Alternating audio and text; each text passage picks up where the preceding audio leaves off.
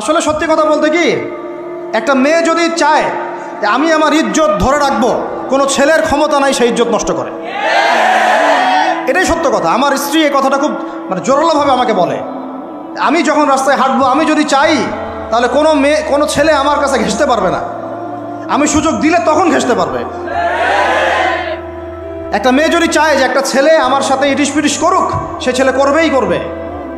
একটা মেয়ে যদি চায় যে একটা ছেলে আমার পর্যন্ত আসতে পারবে না, আমি আমার ব্যক্তিত্ব গায়রত বজায় রাখবো, আমি ডিস্টেন্স মেনটেন করবো, আমি কোনো সুযোগ দিব না, ছেলে সুযোগ পাবে না কখনো। এত সহজ না। সর্বোচ্চ তখন কি করতে পারে, ধরে 10 জন মিলে ধরে ওকে জোর করে তার সাথে কিছু করতে পারে। ওরকম কিছু করলে তো আল্লাহর গজব নেমে আসবে। একটা মেয়ে চাইলে তার ইজ্জত সম্মান এভাবে রক্ষা করতে পারে। তোমরা জেনায় ছেলেরা লিপ্ত করেছে কারণ তোমরা চেয়েছো বলেই করতে পারছো। তুমি ফিতনা না ছড়াতা, তুমি বেহায়ের মতো বাইরে বের না হতা, তুমি তোমার চুল খোলা না রাখতা, তুমি তোমার পোশাক ঠিক রাখতা, তোমার কথা ঠিক রাখতা, তোমার কথার মধ্যে শক্তি রাখতা, মিষ্টি মিষ্টি প্রলোভন দিতা না, বাইকের পিছনে বসতা না, চটপটি ফুচকা খাইতা না, এখানে ওখানে আড্ডা মারতা না, কোনো ছেলে তোমার কাছে আসতে পারতো না।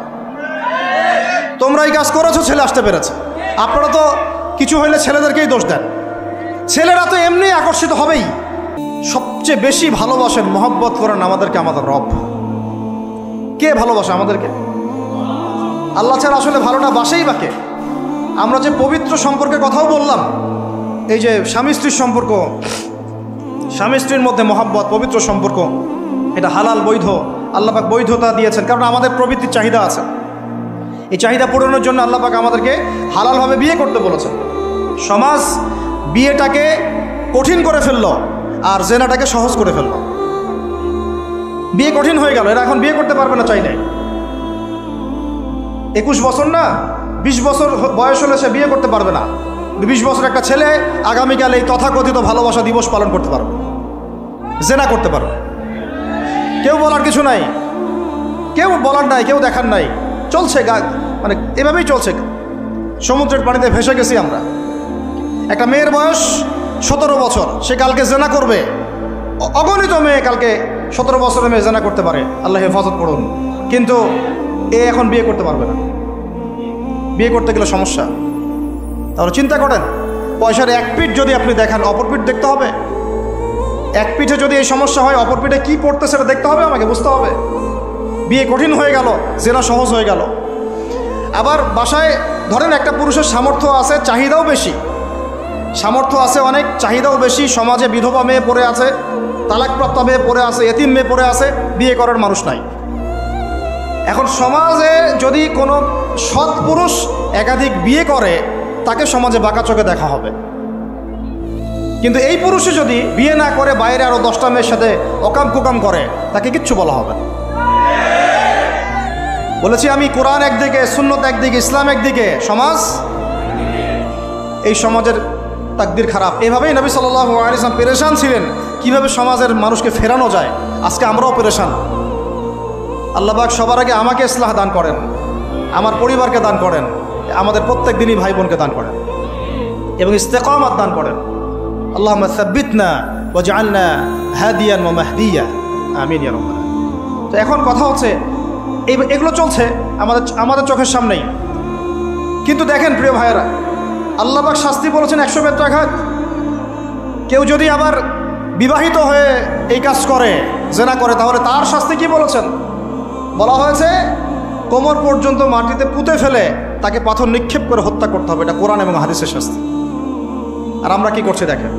আমি 2টা হাদিস বলি আপনাদেরকে, শোনেন, ইয়াংরা শোনেন। এই 2টা হাদিস আজকে ভুলবেন না। আলোচনা অনেক লম্বা হচ্ছে তো অনেক কিছু ভুলে যেতে পারে, এই 2টা হাদিস ভুলেন না। একটা হচ্ছে 3 জন ব্যক্তি একবার একটা গুহায় আটকা পড়ছে। 3 জন বন্ধু বা ভাই তার একটা গুহার মধ্যে আটকা পড়ে গেছে। ঝড় হচ্ছে, গুহার মুখটা বন্ধ হয়ে গেছে পাথর দিয়ে, বের হওয়ার কোনো জায়গা নাই। এখানে নিশ্চিত মৃত্যু, কোনো সুযোগই নাই বাঁচার। তারা অনেক চেষ্টা করে বের হতে পারলো না। শেষমেশ তারা বলছে যে আমাদের যদি কোনো নেক আমল থাকে, সে নেক আমলের ওসিলা করে আল্লাহর কাছে দোয়া করি, আল্লাহ চাইলে আজকে আমাদেরকে বাঁচাতে পারে। একজন বলছে, আল্লাহ আমার মা ছিল, পিতামাতা ছিল, তো মাকে আমি দুধ পান না করি আমার সন্তানদেরকে কখনো খাওয়াতাম না। একদিন গিয়ে দেখি যে মা ঘুমিয়ে গেছে, আমার বাচ্চারা কান্নাকাটি করছে, তবু আমি আমার বাচ্চাকে কান্না অবস্থায় রেখেছি, মাকে খাওয়াই নাই, ওদেরকেও খাওয়াই নাই। আগে মাকে খাওয়াইছে, তারপর ওদেরকে খাওয়াইছে। আজকে ঘরে ঘরে মাদের সাথে কি আচরণ দেখেন, কি একটা অবস্থা দেখেন সমাজে, কি প্রজন্ম তৈরি করেছেন। মারা এখন বৃদ্ধাশ্রমে চলে যাচ্ছে, শিক্ষিত মা, তাই না? মায়ের পায়ের নিচে আপনার জান্নাত। আর এটাও একটা ব্যাপার যে মায়েরা আবার হাজরা আলাইহিস সালামের মতো হবেন না, যে মায়েরা সারা আলাইহিস সালামের মতো হবেন না, আয়েশা খাদিজা রাদিয়াল্লাহু আনহুমা তাদের মতো হবেন না, তো আপনাদের গর্ভ থেকে তো এর চেয়ে ভালো সন্তান আশা করা যায় না। সমস্যা সব দিকেই আছে না? তো ও এই দোয়া করার সাথে সাথে একটু সরে গেল, আল্লাহর পক্ষ থেকে এই পাথরটা একটু সরে গেল, সুবহানাল্লাহ।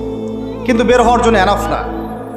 এরপরে আরেকজন দোয়া করছে যে আল্লাহ, আমার একজন কর্মচারী ছিল, টাকা পাইতো আমার কাছে কিছু, তো সে একদিন বেতন না নিয়ে চলে গেছে, টাকাটা দিয়ে আমি কিছু পশু কিনেছি, মানে গবাদি পশু। এই গবাদি পশু 2টা থেকে 4টা, 4টা থেকে 8টা হতে হতে অনেকগুলো হয়েছে। একদিন অনেক দিন পর সে আসছে, এসে বলছে আমার টাকা দাও। সে বলছে যে এই সবগুলো পশু তোমার, নিয়ে যাও। তুমি কি ইয়ার্কি ফাজলামি করতেছো আমার সাথে? আমার টাকা আমাকে দাও। না, ইয়ার্কি ফাজলামি করতেছে না, এটা তোমার টাকা দিয়ে কেনা ছিল, সবগুলো বংশবৃদ্ধি হতে হতে আজকে এই অবস্থা হচ্ছে। তো আল্লাহ, তোমার সন্তুষ্টির জন্য যদি এই কাজ করে থাকি, আল্লাহ আজকে আমাকে এই বিপদ থেকে বাঁচাও। পাহাড়ের মুখ থেকে পাথরটা একটু সরে গেল, বের হওয়ার জন্য যথেষ্ট না। তৃতীয় ব্যক্তি, আমি এইটাই বলতে যাচ্ছিলাম, ইয়াংরা শোনেন ভালো করে। তৃতীয় ব্যক্তি সেজদায় পড়ে আল্লাহকে বলছে, হাত তুলে আল্লাহকে বলছে, আল্লাহ, আমার একজন খুব সুন্দরী চাচাতো বোন ছিল, কাজিন, আমি তাকে পাইতে চাইতাম। বুঝেন না, পাইতে চাইতাম মানে কি? তাকে পেতে চাইতাম, অফার করতাম, সে রাজি হয় না। একদিন সে বলল যে 100 স্বর্ণমুদ্রা দিতে পারলে আমি রাজি, 100 স্বর্ণমুদ্রা দিতে পারলে আমি রাজি। এখন তো এদেরকে স্বর্ণমুদ্রাও দেওয়া লাগে না, এমনিই রাজি নাকি?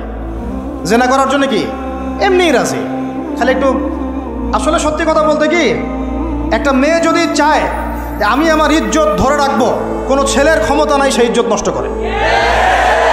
এটাই সত্য কথা। আমার স্ত্রী এই কথাটা খুব জোরালোভাবে আমাকে বলে, আমি যখন রাস্তায় হাঁটবো, আমি যদি চাই, তাহলে কোনো ছেলে আমার কাছে ঘেঁষতে পারবে না।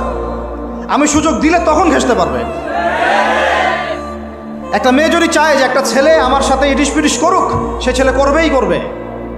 একটা মেয়ে যদি চায় যে একটা ছেলে আমার পর্যন্ত আসতে পারবে না, আমি আমার ব্যক্তিত্ব গায়রত বজায় রাখবো, আমি ডিস্টেন্স মেনটেন করবো, আমি কোনো সুযোগ দিব না, ছেলে সুযোগ পাবে না কখনো। এত সহজ না।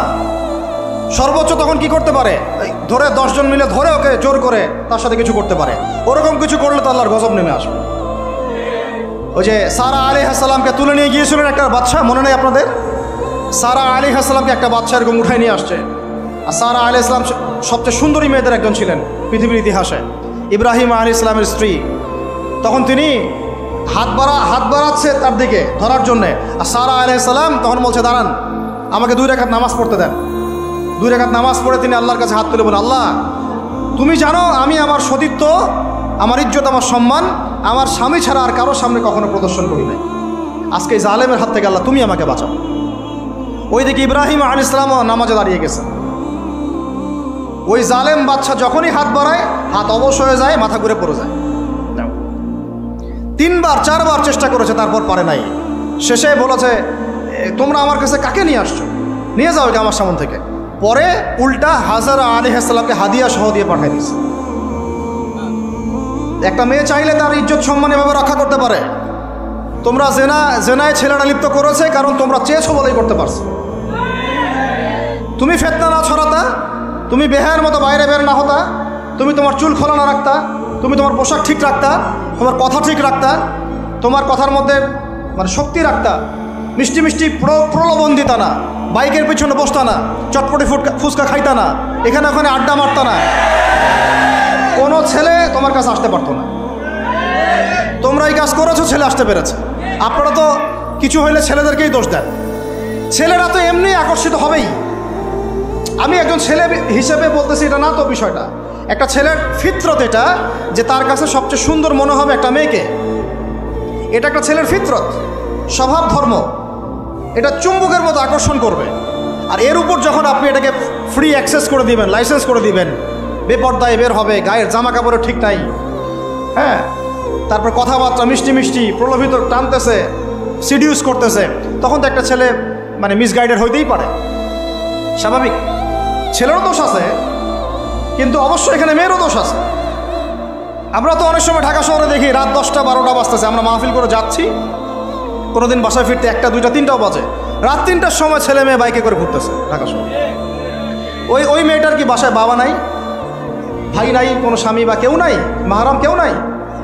তো আমরা সুযোগ দিচ্ছি বলেই তো আমাদের ঘর পর্যন্ত ঢুকতে পারছে। সবার আগে মেয়েদেরকে শক্ত হইতে হবে।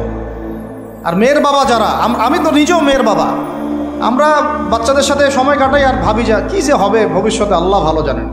কিভাবে মেয়েকে মানুষ করব, কিভাবে সতীত্ব রক্ষা করবে আমাদের মেয়েরা। যতদিন পর্যন্ত এদের হাতে মোবাইল ফোন ছিল না, ইজ্জত ঠিক ছিল। মোবাইল ফোনটা যখনই ঢুকেছে ইজ্জত নষ্ট হয়ে গেছে বহু মেয়ের, আমি এরকম জানি, বলতে চাচ্ছি না। যাই হোক, ওই জায়গায় আসেন, ওই ছেলেটা তখন 100 স্বর্ণমুদ্রা অর্জন করেছে, কষ্ট করে আর্ন করেছে, যে আপনাদেরকে বলে যে নিজের পায়ে দাঁড়াও তারপরে তোমার সাথে রাজি। সে অনেক কষ্ট করে 100 স্বর্ণমুদ্রা অর্জন করে মেয়ের কাছে গিয়েছে, চাচাতো বোনকে বলেছে যে স্বর্ণমুদ্রা নাও, এখন বলো তুমি রাজি না রাজি না। সে মেয়ে বলছে হ্যাঁ ঠিক আছে। তো এখন দুজনের মধ্যে যা হওয়ার তাই হচ্ছে, অ্যাডাল্ট আপনারা সবাই বুঝেন। কিন্তু এখন মূল যে কাজটা, স্বামী স্ত্রীর যে মূল মিলন, এই মিলনটা করার জন্যে সেই ছেলেটা বসছে। হাদিসের মধ্যে আসছে এভাবে, 2 পায়ের মাঝখানে বসে পড়ছে ছেলেটা, এখনই জাস্ট শুরু করবে। তখন ওই মেয়েটা বলে উঠছে যে হে আল্লাহর বান্দা, আল্লাহকে ভয় করো, আমি আমার সতীত্ব কখনো নষ্ট করি নাই, তুমি আল্লাহকে ভয় করো। এই কথাটা যখনই বলছে তখন ওই ছেলের মনের মধ্যে এমনভাবে একটা রিয়াকশন জন্ম নিয়েছে, আল্লাহর পক্ষ থেকে এমন একটা নূর আর হেদায়েত চলে আসছে, ওই অবস্থা থেকে ছেলেটা উঠে চলে গেছে এবং স্বর্ণমুদ্রাও দিয়ে দিচ্ছে, যে স্বর্ণমুদ্রাও আমার দরকার নেই, যা। এবার সেই গুহার মধ্যে বন্দি অবস্থায় আল্লাহর কাছে হাত তুলে দোয়া করতেছে, আল্লাহ তুমি যদি জানো ওই কাজটা আমি তোমার সন্তুষ্টির জন্য করেছিলাম, আজকে আমাকে এই সাক্ষাৎ এই মৌতের হাত থেকে বাঁচাও। সাথে সাথে এই পাহাড় পাথর সরে গেছে। এই হাদিসটা আমি এই কারণে বললাম, যদি আমি জেনা থেকে বেঁচে থাকতে পারি, ইনশাআল্লাহ তাআলা আল্লাহ পাক সাক্ষাৎ মৃত্যুর মতো এই আযাব থেকেও, বিপদ থেকেও আল্লাহ বাঁচাতে পারেন। এটা একটা হাদিস, সবাই মনে রাখবেন। দ্বিতীয় একটা বলি, এটা আমাদের সব বিবাহিতদের জন্য। আজকে তো বিবাহিতরাও অভাব নাই, আর আমি আশ্চর্য হয়ে যাই যে বিবাহিত একটা ছেলে, বিবাহিত একটা পুরুষ তার স্ত্রীকে এভাবে বেহায়ার মতো কিভাবে সবার সামনে শো করতে পারে।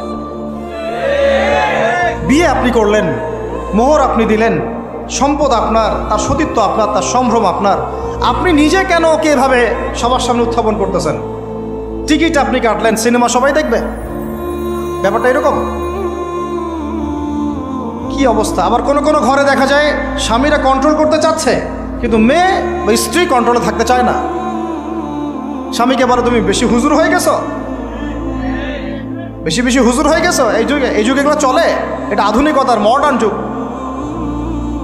এই করতে করতে আমাদের সমাজে পরকীয়া ছড়ায় পড়ছে। এখন এই পরকীয়া বলতে গিয়ে হাদিসটার কথা মাথায় আসছে না।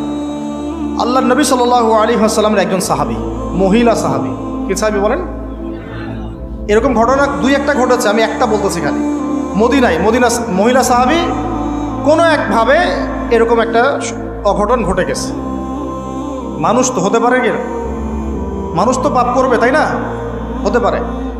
এখন তিনি গর্ভবতী হয়ে গেছেন। নবী সাল্লাল্লাহু আলাইহি ওয়াসাল্লামের কাছে এসে বলছেন, ইয়া রাসূলুল্লাহ তাহিরনি, আমাকে পবিত্র করেন, আমি অনেক বড় অন্যায় করে ফেলেছি। নবী সাল্লাল্লাহু আলাইহি ওয়াসাল্লাম মুখ ঘুরিয়ে নেন, মুখ ঘুরিয়ে নিয়ে বলেন যে বাসায় যাও, তওবা করো, আল্লাহ মাফ করে দিবে। নবীজি শুনতে চাচ্ছেন না, কারণ শুনলে কোর্টে মামলা আসলে তো বিচার করতে হবে। তিনি বলছেন যে বাসায় যাও, বাসায় যা আল্লাহর কাছে ইস্তেগফার করো, আল্লাহ মাফ করে দিবেন। আবার এদিক দিয়ে ঘুরে আস, ইয়া রাসূলুল্লাহ আমাকে পবিত্র করেন, আমি অন্যায় করে ফেলেছি। এভাবে কয়েক দফার পরে নবীজি বলছেন, তুমি কি অন্যায় করেছো? এমন কোনো কাজ কি তুমি করেছো? সুরমা দানিতে সুরমা নেয়ার সময় আমরা যেভাবে নেই, এরকম কোনো কাজকে তুমি করেছো? মানে উনি শব্দটা উচ্চারণ করলেন না মুখ দিয়ে, একটা এক্সাম্পল মিসাল দিয়ে বুঝালেন, তুমি কি এরকম কোনো কাজ করেছো? অ্যাডাল্ট্রি কোনো কাজ করেছো? তো তিনি বলছেন হ্যাঁ, আমি গর্ভবতী হয়েছি। নবী সাল্লাল্লাহু আলাইহি ওয়াসাল্লাম আমার বিচার করে দেন। তিনি বলছেন যে বাসায় যাও, আগে সন্তান জন্ম দাও, তারপরে দেখা যাবে। সন্তান জন্ম হলো, সেই মহিলা আবার এসেছেন সাহাবী, ইয়া রাসূলুল্লাহ আমার বিচার করে দেন। বলছেন সন্তান জন্ম হয়েছে, হ্যাঁ, এখন সন্তান কি করে? দুধ পান করে। দুধ পান করাও, 2 বছর দুধ পান করাও, তারপরে বিচার করে দেব। 2 বছর দুধ পান করা শেষ, সন্তান এখন শক্ত খাবার খেতে পারে, কোলে করে সন্তানকে নিয়ে আসছেন। নবী সাল্লাল্লাহু আলাইহি ওয়াসাল্লামকে বলছেন যে ইয়া রাসূলুল্লাহ, এই যে আমার বাচ্চা দেখেন খেতে পারে, এখন একে আমার বিচার করে দেন। দেখেন তাদের পরকালের কনসেপ্টটা কেমন ছিল, তাদের পরকালের চেতনা কেমন ছিল। এবার নবী সাল্লাল্লাহু আলাইহি ওয়াসাল্লাম বলেন, তোমাদের মধ্যে কে আছো এই বাচ্চার দায়িত্ব নিতে পারো? একজন আনসারী সাহাবী বলছেন আমি। বাচ্চা তার কোলে দিলেন, দিয়ে বলেন এই তাকে নিয়ে যাও, নিয়ে গিয়ে অমুক জায়গায় নিয়ে তাকে রজম করো। কি করো? রজম মানে কি ভাই? কোমর পর্যন্ত মাটিতে গেঁথে দিয়ে পাথর নিক্ষেপ করে, এই রজম করতে গিয়ে তার গা থেকে রক্ত ফিনকি বের হয়েছে, বের হয়ে কোনো একজন সাহাবীর, সম্ভবত খালিদ ইবনে ওয়ালিদ রাদিয়াল্লাহু আনহুর জুব্বার মধ্যে গিয়ে লেগেছে। তো তিনি কিছুটা তাচ্ছিল্যের স্বরে একটা বাক্য প্রয়োগ করেছেন, ছি এটা কেমন হলো। হ্যাঁ, মানে কিছু বলেন নাই, জাস্ট একটা রিয়াকশন দিয়েছেন যে এত। নবী সাল্লাল্লাহু আলাইহি ওয়াসাল্লাম এই কথাটাই বলতে চাচ্ছি আমি। তিনি বলেছেন, হে খালিদ, তুমি থামো, তুমি তাকে এভাবে করো না, আন্ডারএস্টিমেট করো না। এই নারী এই অপরাধ করার পরে যে পরিমাণ ইস্তেগফার করেছে, আল্লাহর কাছে তওবা করেছে, তার একার তওবা যদি মদিনাবাসীর মধ্যে ভাগ করে দেওয়া হয় তাও কম হবে। এই ঘটনা একটা ঘটেছে, আরেকজন সাহাবীর সাথে ওই ঘটনা ঘটেছে, পুরুষ সাহাবী। নবীজি বলেছেন তোমরা তাকে তাচ্ছিল্য করো না, কারণ আমি দেখছি সে এখন জান্নাতে সাঁতার কাটতেছে। আর আমরা এই যে পরকিয়া, দেখেন পরকিয়া করলে, পরকিয়ার মাধ্যমে কেউ যদি ব্যভিচার করে ফেলে, নাউযুবিল্লাহ আউযুবিল্লাহ, তাহলে এই পৃথিবীতে বাঁচার অধিকারটা সে হারায় ফেলে। পৃথিবীতে কি হয়? বাঁচার অধিকারটা সে হারায় ফেলে। ঠিক কেউ করে এই পৃথিবীতে বাঁচার অধিকারটা সে হারায় ফেলে। নবীজি স্ট্রেট বলেছেন, ফাকতুলুল ফাইলা ওয়াল মাফউলা বিহি, যে করবে যার সাথে করা হবে দুটাকেই ফেলো। কেউ যদি ধর্ষণ করে বাঁচার অধিকারটা হারায় ফেলে। কিছু পাপ আছে যেগুলো করলে তওবা ইস্তেগফার করা যায়, আল্লাহ হয়তো মাফও করে দিবেন, কিন্তু পৃথিবীতে বাঁচার অধিকারটা মানুষ হারায় ফেলে। এইটাকে আমরা এইভাবে প্রমোট করতেছি এখন। কে এগুলো নিয়ে ফিকির করে এখন? মনে করে যেটা তো আধুনিকতা। অনেকে ওয়াইফ, একটা শব্দ আছে ওয়াইফ সুইপিং, একজনের ওয়াইফকে আরেকজনকে দিবে, ওর ওয়াইফকে সে নিবে, রাত কাটাবে, নাউযুবিল্লাহ। এটা পশ্চিমা সভ্যতা থেকে আসতেছে, জানেন। চোখ কান খোলা রাখেন, আমরা নিজেরা অনেক ধার্মিক সাজার চেষ্টা করতেছি, কিন্তু সমাজটা নষ্ট হয়ে যাচ্ছে। এটাকে সংস্কার করার দায়িত্ব আমাদের। আল্লাহ পাক আমাদেরকে এই বেহায়া দিবসকে বর্জন করার তৌফিক দান করুন। এই পশ্চিমাদের ফাঁদ থেকে আল্লাহ আমাদেরকে বাঁচায় রাখেন। আল্লাহ রাব্বুল আলামিন আমাদের সবাইকে যেন এই জেনা, ব্যভিচার, পরকিয়া, তারপরে সুদ, মাদক, সমকামিতা, ট্রান্সজেন্ডার, এই সমস্ত ফিতনা থেকে আল্লাহ আমাদেরকে হেফাজত করেন। আমাদের এই যুবক যুবতীদেরকে আল্লাহ পাক খাস করে এই চলমানে জাহিলিয়াতগুলো থেকে হেফাজত করেন। আমি প্রত্যেক পরিবারের কর্তা সতর্ক হয়ে যান। প্রত্যেক পরিবারের যে ভাই আছেন, যে বাবা আছেন, সতর্ক হয়ে যান। আপনার পরিবারটাকে আপনি শক্ত হাতে দমন করেন, কঠোরভাবে, দেখবেন ইনশাআল্লাহ অ্যাটলিস্ট আপনার ঘরটা পবিত্র রাখেন। সবাই যার যার পরিবারের দায়িত্ব নেই, ইনশাআল্লাহ দেখবেন সমাজ ঠিক হয়ে গেছে ইনশাআল্লাহ। একজন সাহাবী এসে বলেছিলেন, ইয়া রাসূলুল্লাহ, আমি ইসলামের সব মানতে প্রস্তুত আছি, খালি আমাকে জেনা করার অনুমতি দেন। নাউযুবিল্লাহ। সাহাবীরা রাগ হয়ে গেছেন, এই কার সাথে কি কথা বলো, বেয়াদবি করতে। নবী সাল্লাল্লাহু আলাইহি ওয়াসাল্লাম বললেন, দাঁড়াও, তাকে ছাড়ো, আমি বুঝাচ্ছি। নবীজি তখন বললেন, দেখো তুমি যে প্রস্তাবটা আমাকে দিলা, ইসলামের সব তোমার ভালো লাগে, কিন্তু জেনা করতে চাচ্ছ, তো এখন বলো তো দেখি, তোমার মায়ের সাথে কেউ যদি এমন করে তুমি কি রাজি হবা? সে বলছে না। তোমার খালার সাথে করলে না, তোমার বোনের সাথে না, তোমার স্ত্রীর সাথে না। তাহলে যেটা তুমি অন্যের ক্ষেত্রে চাচ্ছ না, পছন্দ করো না, সেটা কেন তুমি তোমার ক্ষেত্রে চাচ্ছ? এভাবে চিন্তা করলে আমাদের আর কথা বলার দরকার আছে? আল্লাহ পাক আমাদের সবাইকে কথাগুলো বোঝার তৌফিক দান করেন।